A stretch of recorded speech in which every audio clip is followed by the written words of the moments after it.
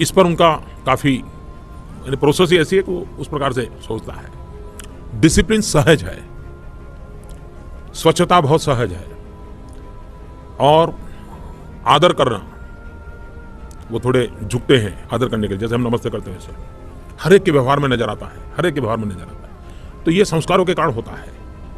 तो हमारे में और उनमें इन बातों में तो काफी बड़ा फर्क नजर आया मुझे। धन्यवाद सर। तिरुवनंतपुरम से अगला सवाल। Yes, Thiruvananthapuram, you can start. Thiruvananthapuram please. Good evening, Honorable Prime Minister, sir. This is Rakshanya Shekhar of Class 11 from Kendra Vidyalaya Pattam, Thiruvananthapuram. And sir, our question is, so if you were a teacher, who would you concentrate more on? An intelligent student who is lazy, or an average student who is very hardworking? बड़ा टेढ़ा सवाल है। उसने पूछा, अगर आप शिक्षक होते तो कैसे विद्यार्थी आपको पसंद आते? बहुत बुद्धिमान, आलसू, कैसे? सचमुच में अगर टीचर के रूप में मैं देखूं तो कोई डिस्क्रिमिनेशन नहीं होना चाहिए स्टूडेंट में। उसकी एबिलिटी के आधार पर कोई डिस्क्रिमिनेशन नहीं होना चाहिए। सभी बालक, अगर 30 बालकों का क्लास है, 30 को अपना मानना चाहिए। और टीचर का काम यह है कि उसके अंदर हर एक व्यक्ति में कोई ना कोई तो गुण होता ही होता है। ऐसा नहीं होता कि एक में सब गुणों का भंडार होता है, एक के अंदर सब अवगुणों का भंडार होता है।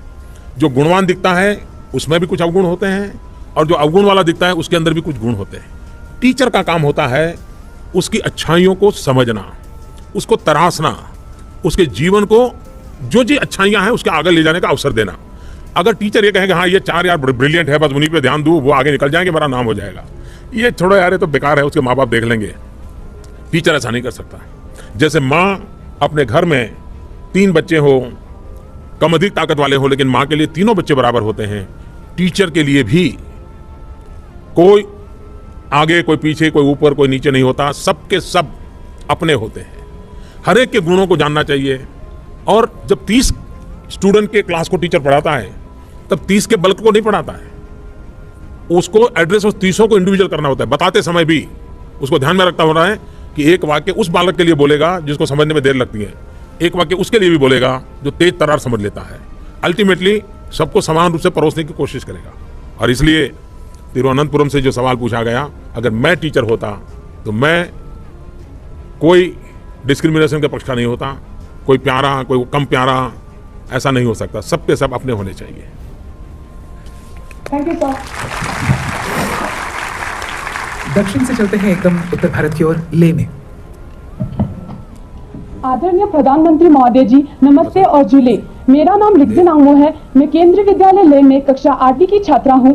महोदय जी, मेरा आपसे सवाल यह है कि आपके विद्यार्थी काल में आप और आपके दोस्तों ने स्कूल में जो शरारतें की थी, क्या सर आपको वह याद है? और सर, उन शरारत भरी यादों में से आप हमारे साथ कुछ बांटना चाहेंगे? मैं अभी ले आया था, मालूम है?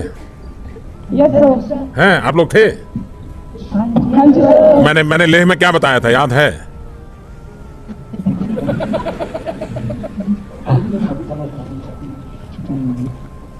मैं पहले बहुत आता था ले, और जब मैं ले आता था तो ये दिल्ली के हमारे जो साथी थे वो मुझे कहते थे कि मोदी जी ले जा रहे हो तो आते समय वहाँ से गोभी, आलू जरूर ले आना।